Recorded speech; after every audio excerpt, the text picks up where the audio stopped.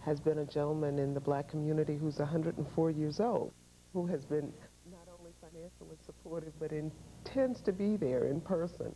And so we're real excited that not only are there individuals who have not had the opportunity to do a lot of formal schooling, who perhaps are on fixed incomes involved, along with the professional community, both in black and white Nashville. Very good. Reverend, excuse me, Reverend Robertson, to bring you closer in with us here, in terms of community involvement, exactly what is your responsibility in the Center for Black Family Life?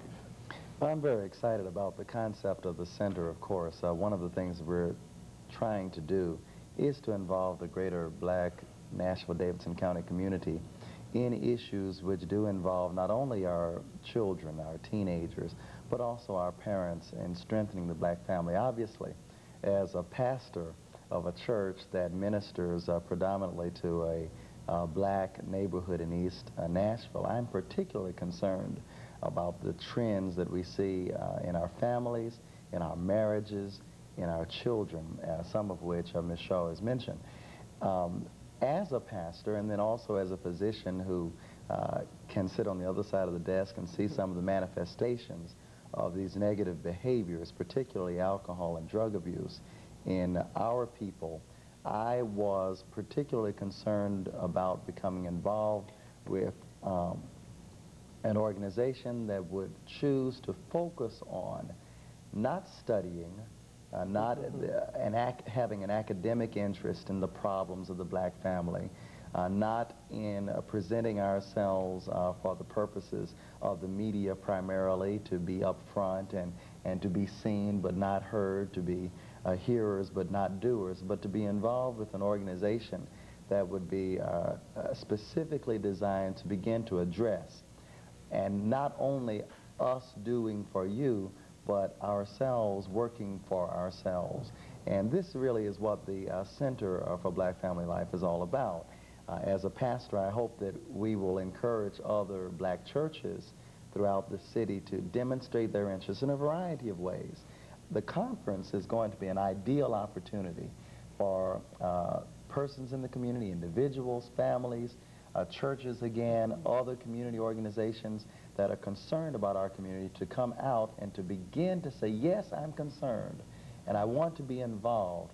I want to be visible. I want to be present. I want to share my resources for the benefit of the black family. And I'm one of the representatives, and one of the many representatives, as Mrs. Shaw has mentioned, of the community who want to make this statement and who want to be involved.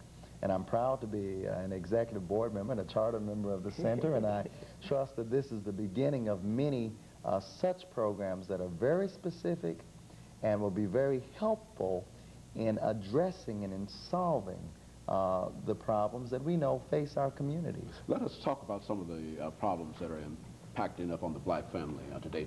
First of all, let's talk about the makeup of the black family. Some people talk about a traditional black family and a non-traditional family, but I understand that the majority of our families are now headed by women. Is that a correct assessment?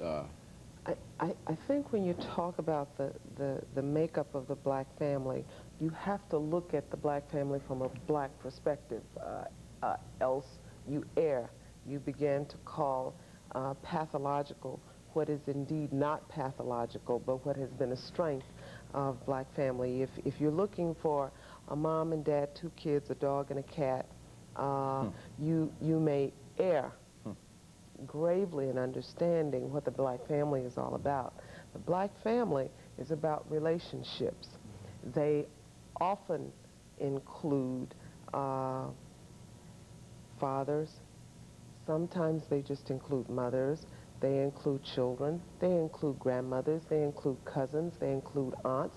They include the local church members. And they include a variety of people who are not blood kin. And unless you understand that, and unless you understand the close-knit between all of those individuals, you misrepresent what the black family is. So I am very concerned that so often people have taken the majority definition and tried to apply it to a culture where it does not fit. Our families are very broad-based relationship phenomenons, and unless you understand that, you begin to make our children feel like it's something wrong with the structures out of which they come, when that is in fact an error. They come from very supportive environments that include a lot of people that make it work, and it's very important that they understand that and are happy about that, and it's very important that society understands that, so that it does not make a child feel like they have less than an adequate family life because they don't have the kinds of things that are, quote, considered standard in this particular That's very culture. good information, because I think that there is a tendency today for us to compare the black family with the white family, and in too many instances the black family do come up on the short end of the stick. Well, they both have wonderful families. Right. They're just different. Different we're not structures.